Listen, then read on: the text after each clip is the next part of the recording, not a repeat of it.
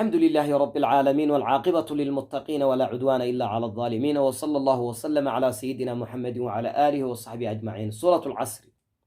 سورة العصر وسورة مكية وحيسود هجرة النبي عليه الصلاة والسلام كهر سبب نزول خاص أمله، لكن سورة دني وحكاها ليس لبا الريموت لبدا الريموت وحيهن أسباب الشقاوة قول درida waxyaabaha keena iyo asbaabu sacaada liibaanta waxyaabaha keena. labada arrimood bay ka hadlaysaa. imaamu shaafici wuxuu yidhi suuradan keligeed hadday qur'aanka soo degi lahayd oo qur'aankaas 414 kale ee suuradood ama 313 kale ee suuradood aan lagu soo dejin lahayn suuradan nagu filan lahayd. sababta wixii xumaa ee dhibaato ku keenayeen way ka hadashay, wixii wanaag lagu mudanayeen way ka hadashay. asbaabu shaqaawa iyo liibaan darrida iyo guul darrida wixii keenayeen way ka hadashay, wixii guusha keenayeen way ka hadashay. waba un labadaas. walcasri, bismillaahi ilaahay magaciisa ayaan ku bilaabayaa suuradda. allihii arraxmaani ee naxariista ku tilmaanaa, allihii arraxiimi ee khalqigiisa oo dhan u naxariisanayay. walcasri, galabtii ayaan ku dhaartaye ee ina alinsaana bini aadamka dhammaantii lafii khusrin khasaaro dhexdii ayuu ku sugan yahay. khasaaro dhexdeed ayay ku sugan yihiin bini aadamkaasi. walcasri, galabtii ayaan ku dhaartaye, galabtii buu ilaahay ku dhaaranayaa.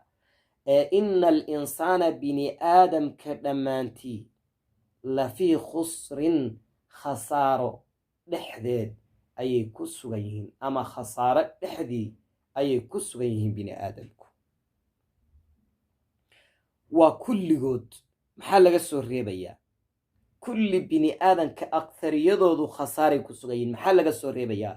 asbaabu shaqaawa wakaas. ila aladiina kuwii mooye aamanuu xaqa rumeeyey. xaqa maxaa laga wadaa? ilaahay, rusushiisa, kutubtiisa, maalinka qiyaamo, malaa'igtiisa, khayr oo dhan bay rumeeyeen. ila aladiina kuwii mooye aamanuu xaqa rumeeyey oo wa camiluu shaqaystay alsaalixaati camalada wan wanaagsan shaqaystay, oo watawaasow u dardaarmay dadka bilxaqi xaqa iyo wanaagga u dardaarmay dadka, oo watawaasow u dardaarmay dadka bisabri dulqaadka iyo ilaahay subxaanahu wa tacaala inaad u dulqaadato cibaadooyinkiisa dhibaatooyinka kaasoo haleelaya, diinta waxa dhibka kaasoo haleelaya, waxa awlaadda dhibka kaasoo haleelaya, adduunyada dhibaatada kaasoo haleelaysa inaad u dulqaadato.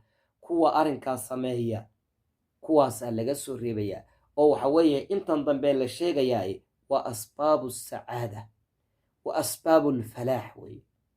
ila aladiina kuwii mooye aamanuu xaqa rumeeyey oo wa camiluu shaqaystay alsaalixaati camalada wan wanaagsan, oo watawaasow isu dardaarmay bilxaqi xaqa isu dardaarmay, oo watawaasow isu dardaarmay dadka kalena u dardaarmay bisabri dulqaadku wuxuu leeyahay in lagu sabro daacada ilaahay.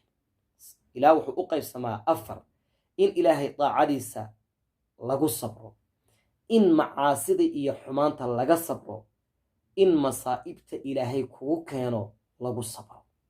3daasuu sabirku u qaybsamaa.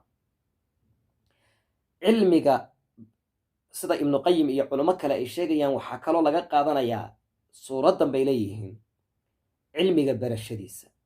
oo waxay leeyihiin qofka bini aadankii waa inuu cilmiga barashadiisa uu ku sabro.